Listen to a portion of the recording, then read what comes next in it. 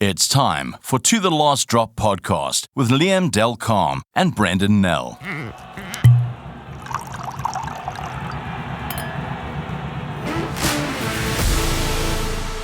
Yeah, we're back, and Liam and I are sitting in the atrium at MultiChoice. World Cup squad's now been named. We all know it's going to France. Liam, it's not as nice as Chez Restaurant in Joburg.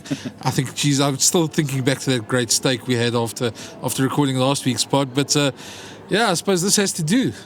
Nothing as juicy here, I'm afraid. Far more Spartan, I think. But yeah, there was nonetheless a lot of excitement, a lot of noise, cacophony earlier as the players were unveiled, especially when Makazola Mapimpi was named in the 33-man squad.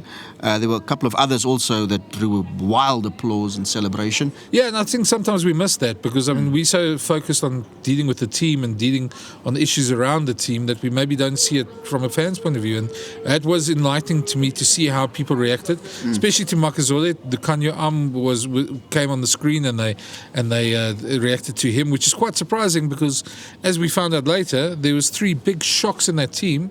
And Lukhanyo being one, Handre Pollard also being another, and Lood, Jager, all 3 of them out of the World Cup. Yeah, there was with 3 chairs left because the players kept filling chairs in the front row, and the more experienced players obviously get seated there.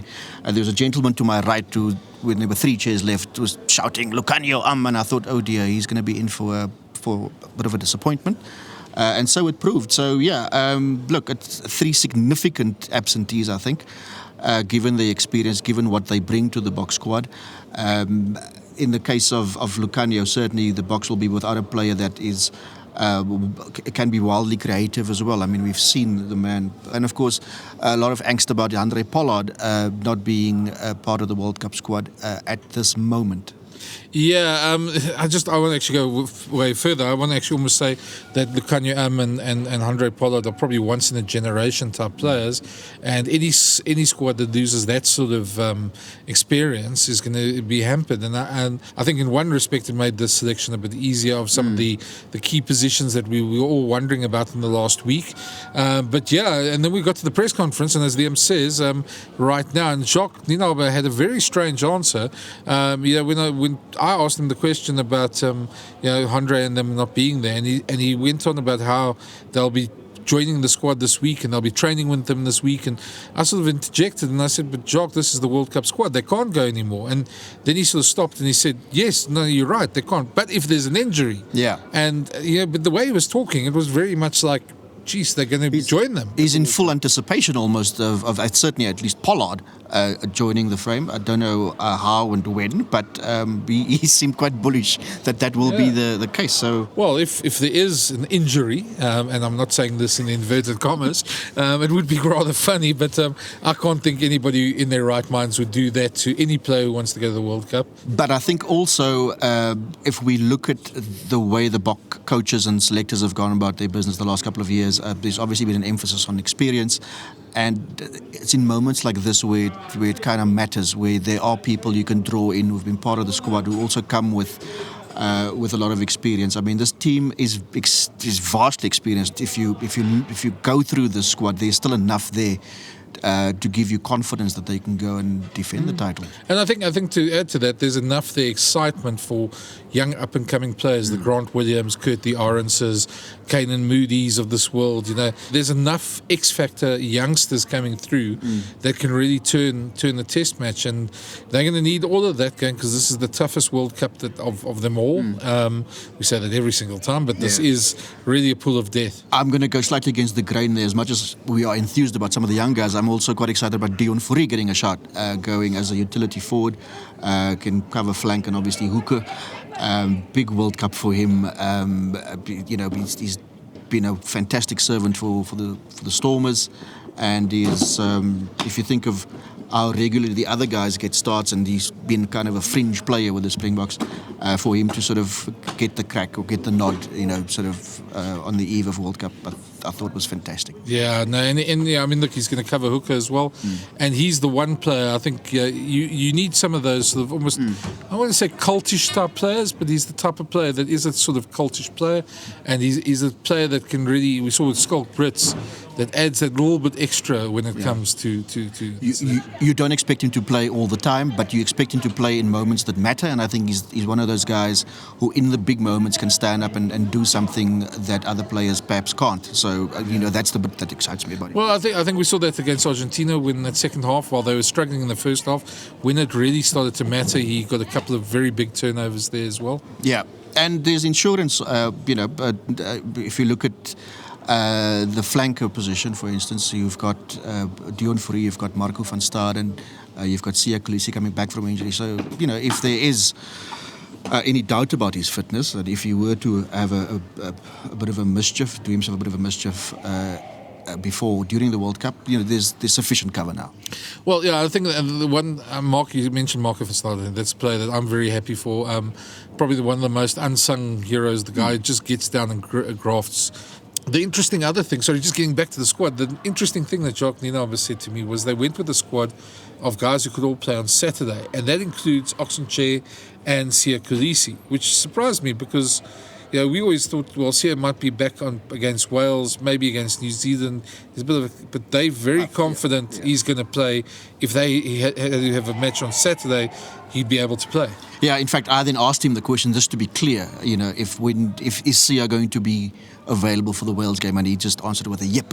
So so it'll come as huge relief to many South Africans that the captain is fit and able, hopefully, next week against Wales. Yeah, interestingly, the couple of interviews we did afterwards with players. I mean, I don't know if you got the same sense. I asked them, if one of the questions I asked them, just a very general question of, is there almost a sense of relief now? You feel the pressure's a bit off your shoulders now, and all of them sort of in unison. It was almost like they were coached. Said no, now the pressure's really on us because now we've got to go out and perform. And it's nice to see they know what their responsibility is. They know what needs to be done, and now they've got to go out and do it. Yeah, I spoke to Dion Fourie for a few minutes, and you could, even at his sort of advanced age for a rugby player, you could see the excitement in his eyes.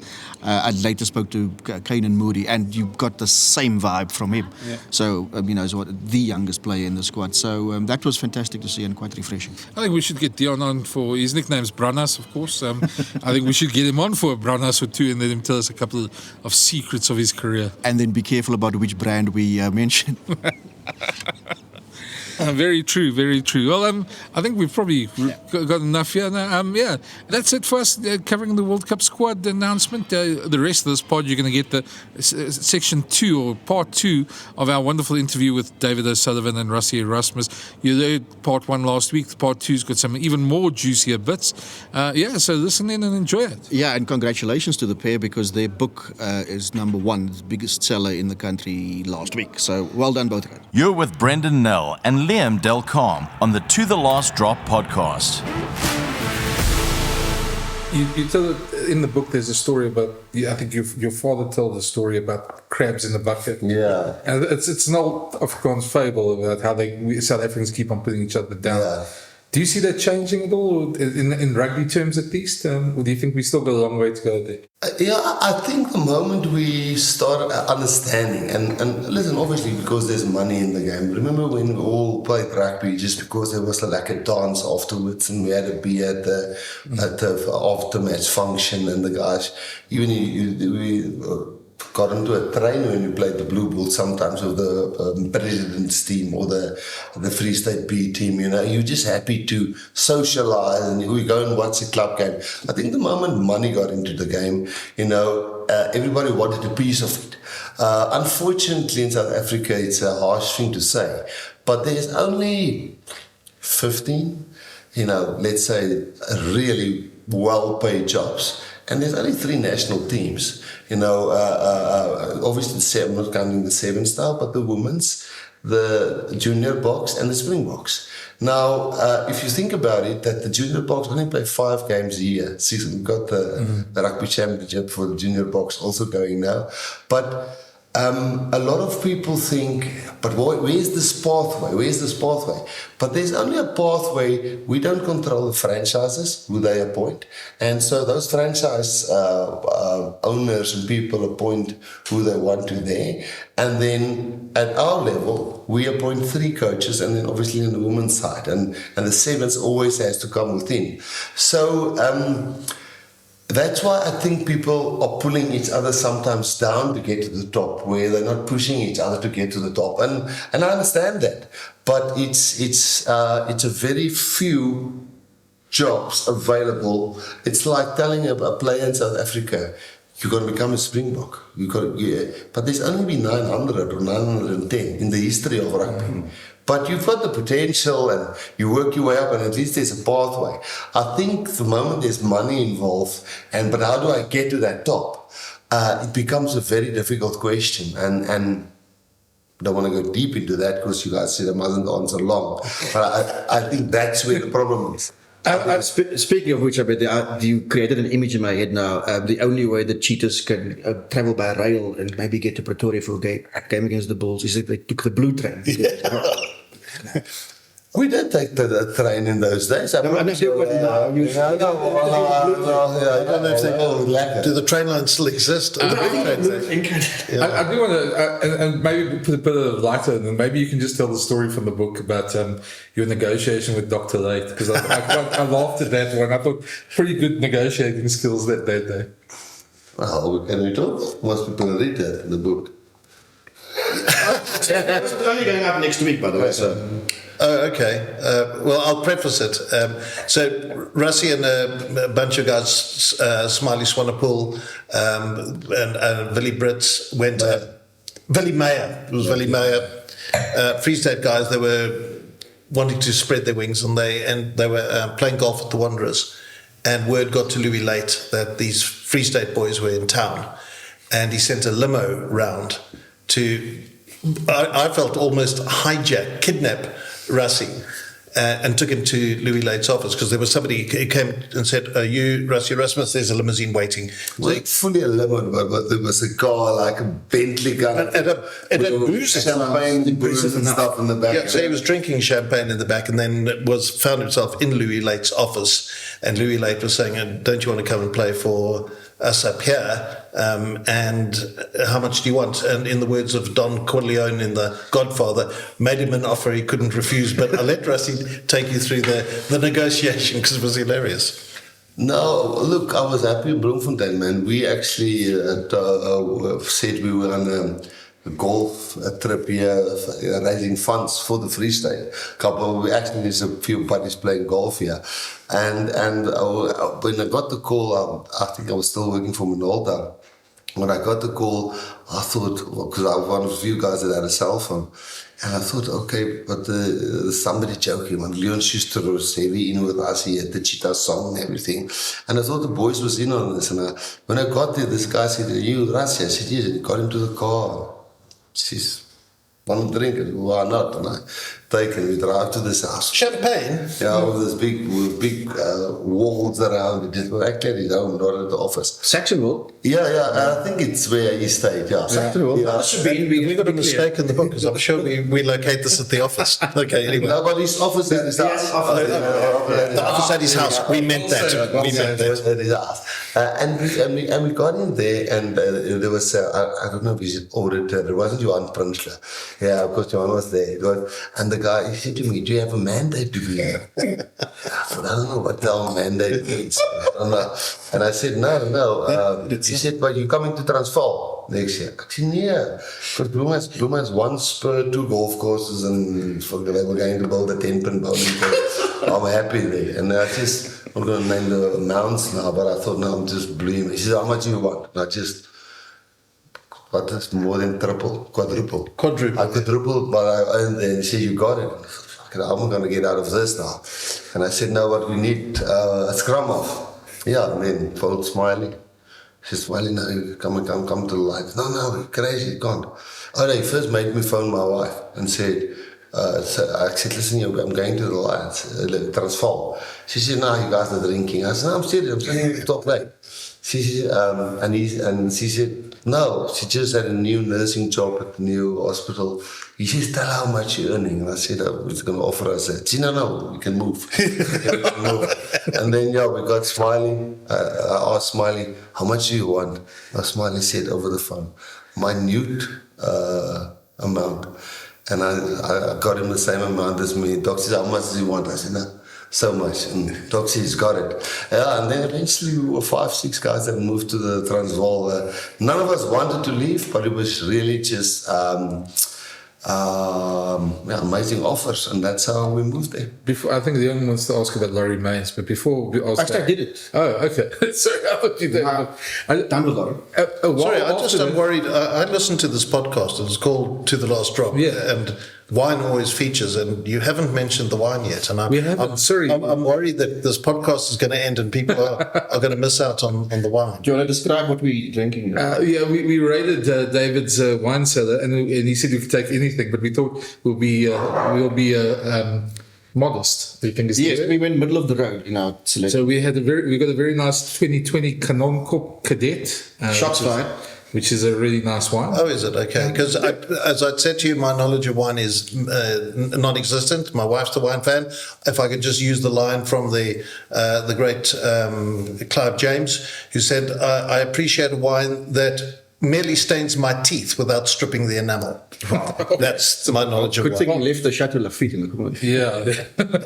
Well, I haven't heard anyone complain about it. That's very nice. Exactly. So the question I wanted to ask was, a year or two later, I think a couple of years later, that a bunch of your teammates at the Cheetahs went to the Bulls for a very disastrous Super Rugby season. Yeah, us and Naka, and you were supposed to go, because I remember reporting it, yeah. and you turned it down. Did you see something that they didn't? Or?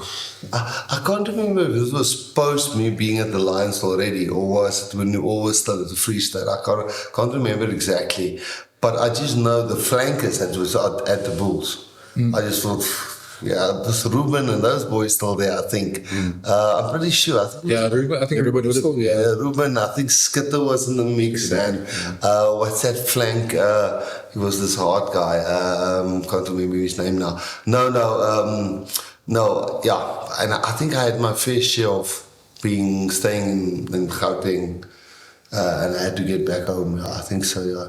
Yeah, there's a lot of main thing I would like to touch on, because I think if you go through the book again,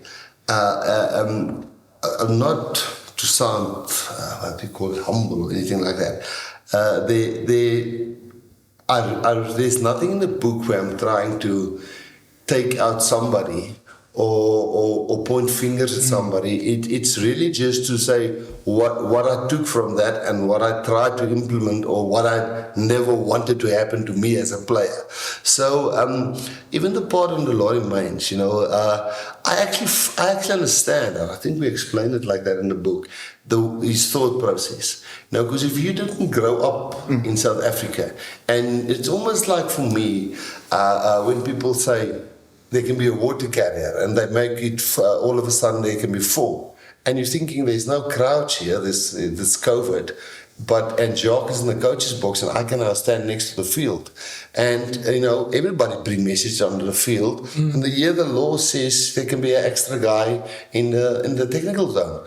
Why not use the law? And because you're doing nothing against the laws of the game. And that's why, even against what people think, you want TV time or you want to have the spotlight or whatever. No, you can actually stand next to the field and there's no crowds and you can talk to the guys on the field. So, and I almost saw the Laurie Mains thing the same.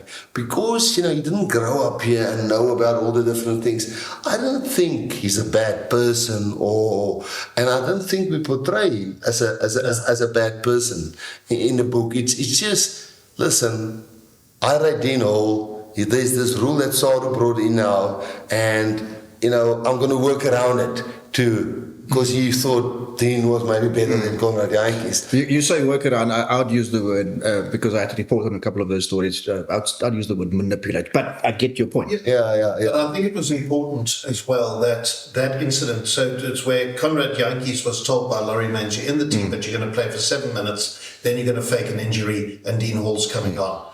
But Rassie, the way it had an impact on Rassie was that he could see in Conrad Jantjies' face, how devastating this was for him. And he's the captain, and he's got to motivate a guy who's now absolutely devastated. He's got this prodigious talent, as you all know, and yet he's only going to play 7 minutes because he's not a white guy, and he's there because of the manipulation of the quotas. that had such an impact on Rassie that going forward, the comment Rassie made a little earlier about transformation isn't white out, black in, because that would all have that devastating effect on somebody that he never wanted to see ever again. And so there's got to be a better way of doing it. Yeah. And EPD was one of the solutions. And the flip side is Dean Hall, for instance, the other day, Dean Hall was a machine. I mean, but also for Dean Hall, and it's not because I was particularly sharp but you were the captain. So I think anybody else who was the captain who had to talk to a team and say, listen, are you up for this game? Are you ready? I'm going to play 7 minutes. And the other guy, are you going to, I'm coming on when that guy's going off of the 7 minutes. It's kind of a logic thing that happens to a captain. You see, it's just a slap in the face for the guy that's taken off, or for the guy that's been brought on. Because none of them feel this. Are you with me? Yeah, I think it's serious. Somebody's phone vibrating as well. There we are. I want to jump, obviously, your favourite topic that you love talking about. I'm going to jump in straight there. You know where I'm going now. And I'm not going to go into specifics because I think people should read the book to know exactly what happened behind the scenes with the referee in the Lions tour and the whole situation that got you got a ban for that. But in the can I just say, Brenden, done with frank honesty, more honest than I thought. No, I agree. Yeah, no, I'm just saying for anybody who thinks possibly you're going to get a sort of a glossed version or a sparkly version of what happened. No, you won't. You get warts and all about that whole incident. And I also want to, I don't want you to talk yourself out of the job or it's another ban, of course, but do you feel that there are still double standards in world rugby on these issues, and how do you feel with your relationship with referees now is? No, like everything else, and I've in the book as well. I like to bring it back to embarrassment, and sometimes, not sometimes, lots of times myself, like any other person, make mistakes. If me and you are disagreeing on something, and you tell me, listen, I was wrong, then I'm not going to rub it in and tell them, you were wrong, because then I'm embarrassing you, you've already. And I think, where one maybe overstepped the line is that when referees make mistakes, it's normal. When players make mistakes, normal. When coaches make mistakes, it's normal. And I think working or phoning Nigel Owens, trying to get somebody to work with us, was obviously we got to a stage where we were a bit frustrated that are we seeing things differently here? But then it got to a stage where people felt, and I felt sometimes, assuming or just making their own perception that I'm already embarrassing this person. And sometimes it was just frustration to getting an answer back. But then in hindsight, you think, being the person on that side, you probably were embarrassed, and you never get something good out of embarrassing somebody, So that's definitely something that this year and since the end of last year, that with Nigel and Jacob Paper has worked a lot with us now, is that you're going to get nowhere embarrassing referees, but also I felt prior to that the communication just wasn't sufficient not to know what's going on. And I must say, having a meeting with Gilpin and Phil Davies end of last year, and they bring out that statement, I felt, okay, you guys get us now. I think we get you guys now. And I don't think we've put a foot wrong since. And whatever I also say in the book is, in my opinion, totally the truth. But I do understand that there was a stage where somebody would felt embarrassed, but that was also me at one stage. And I think the book just gives a perspective from not just the one side, and the other side was published by the disciplinary committee, which they find. So there's nothing that we reveal that's, On that score, you director of rugby, but in terms of communication, and communication not being the way it should be, shouldn't the communication from your office maybe be let's put it this way, a little bit more, not forceful, but shouldn't there be better communication between your office, and I'm not talking about you specifically, but you have a referees department, with the people at World Rugby, or whether it's World Rugby or whether it's the EPCR? Do you feel there's a shortfall there? No, I think that's why I think go and read the book, what had happened up until then, and how the communication has been, and was there ever prior issues prior to that, and again, it is when the Lions series started, what was the communication protocols? How did it work in the past? At a World Cup, it's easy. It's awesome. There's a World Cup committee, referees committee. You send clips into them, but that's at World Cups. In the old days, when we used to play Super 10 and Super 12, the captains and all the referees flew into Sydney, and you had a week's workshop on how you're going to referee this Super 10 or Super 12 or Super 14.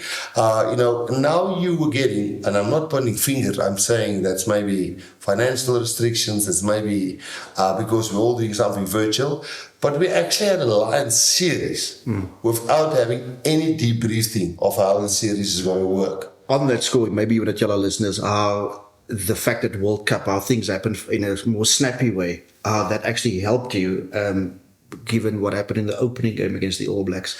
And of course, Jerome Garces was involved in that game. I don't know to what degree you can talk about that, but how that helped you further down the line.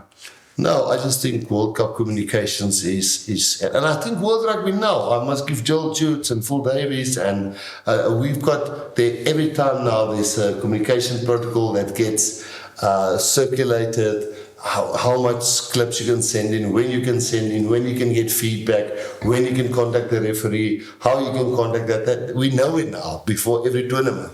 But unfortunately, when the disagreement between us and them, there was grey areas there wasn't a protocol written into a participation agreement or anything. So at World Cups, it's always been nice and clear, and I wouldn't like to go into detail there because it's open channels, and the deal is also, listen here, when they get back to you, you don't put what they get back to you out into the newspapers, which I think is fair. Is there an extra chapter that still needs to be written in this book? Oh, yeah. The victory. Throwing the fishing line out. I hope so, Brendan. Good question. Yeah. And I've asked Rassie this many times, are we going to win this World Cup? Every time he gives me a look as if I'm stupid. And he goes, of course we will, John. Of course we will. So when people say to you, this is the most open World Cup, and the field is wide open, what is your immediate thought? I mean, do you think that's complete nonsense, or do you think that, are you so focused on what you have to do to get your team ready that whatever happens out there doesn't actually matter? No, Liam, it is, but it's not a cliche. It's not just something people say. It is. We know we went cold into the Irish Test match because we have foreign-based players, and we play in the Northern Hemisphere. Some of our clubs are players for clubs, and when we went into the Ireland Test match, some guys were playing Currie Cup still, but then some were playing URC. But the Japanese players, I think 12 of our players hasn't played for 6 weeks, and that was the Irish Test match. And we got warmer as the Test match went on.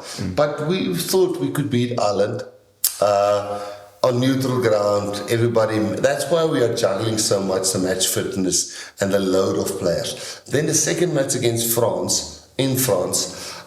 With getting a red card, I think that game was like... I remember speaking to you before the Ireland game, and you were very confident about the France game. Yeah, and look, we lost, but I think all the players came off that field knowing, if we get them in the quarterfinal, it will be a very close game. We won't say beat them definitely, but it will be a very close game. New Zealand, they gave us a hiding the other day, but last year we gave them a hiding in Mbombela, and then they beat us the next weekend at Ellis Park again. We play them at Twickenham again, and that will probably give some momentum going into the World Cup. But that's just Scotland lost to Argentina, I think, but Scotland also they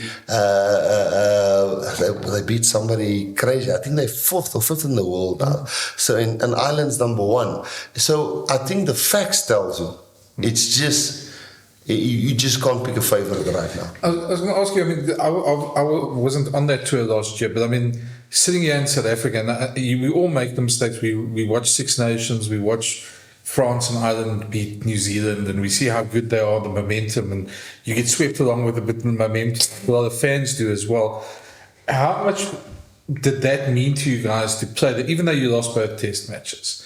That because sometimes a team gets almost built up as the superhumans, but you haven't played them yet, and you guys hadn't played them for a long time before. Yeah. The thing is that difficult to judge with us.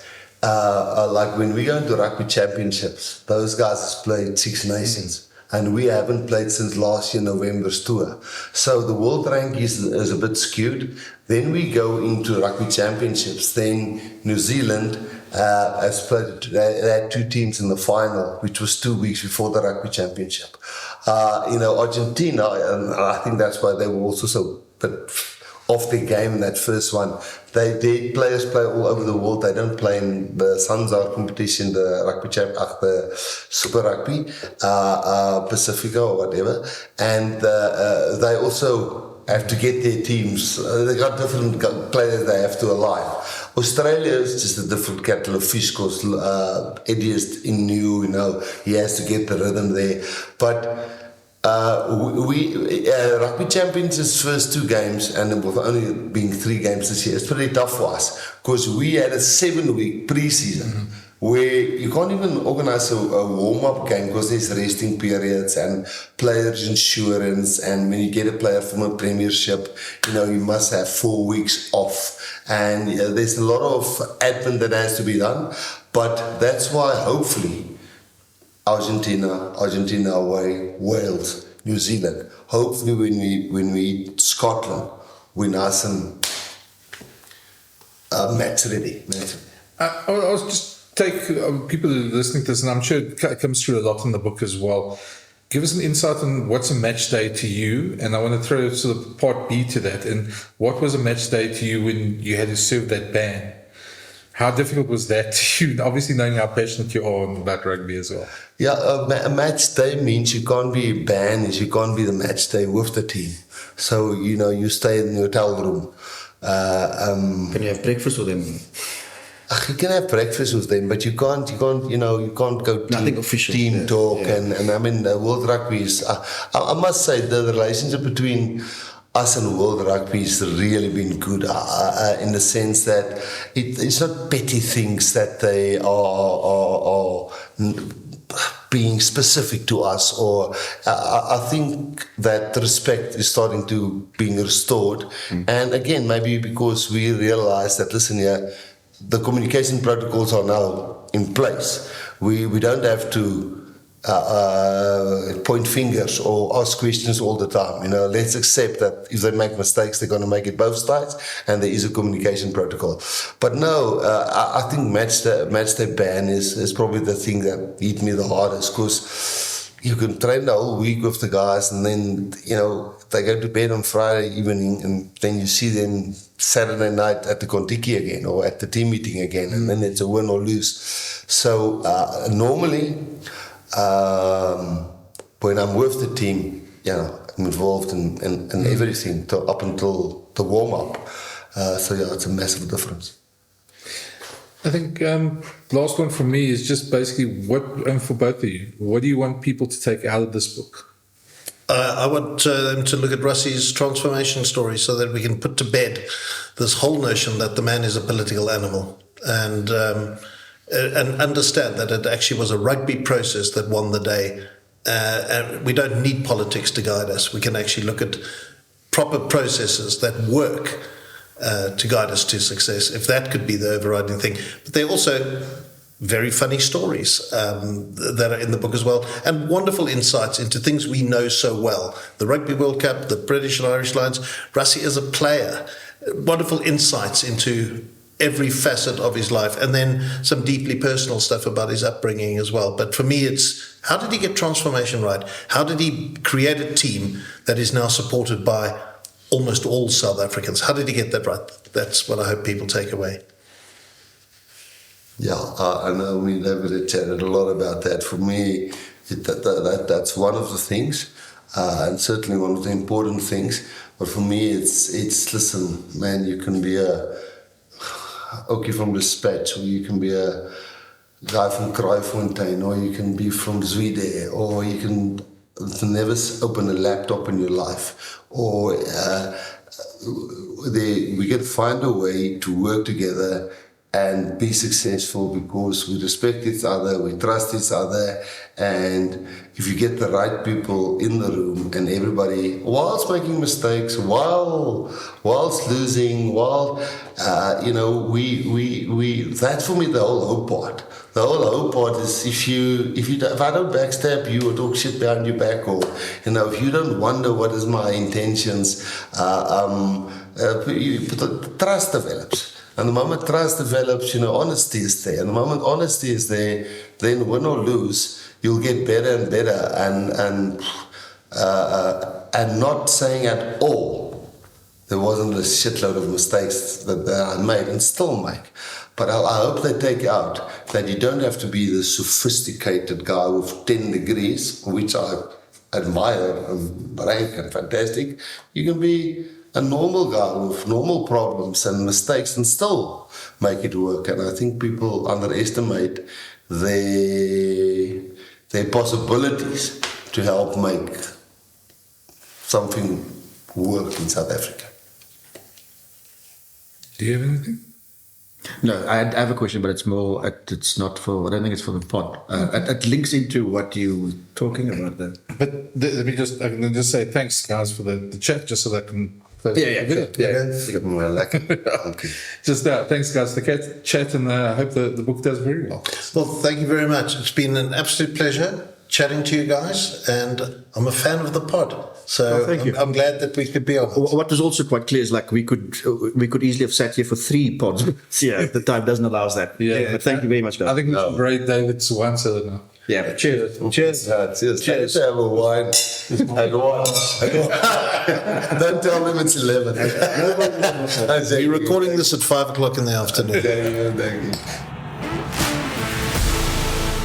Thanks for listening, and a reminder, you can find all the To The Last Drop podcasts on the Brenden and Liam YouTube channel, iono.fm, Spotify, Player.fm, Pocket Casts, Google Podcasts, and iTunes, or wherever you find your favorite podcasts.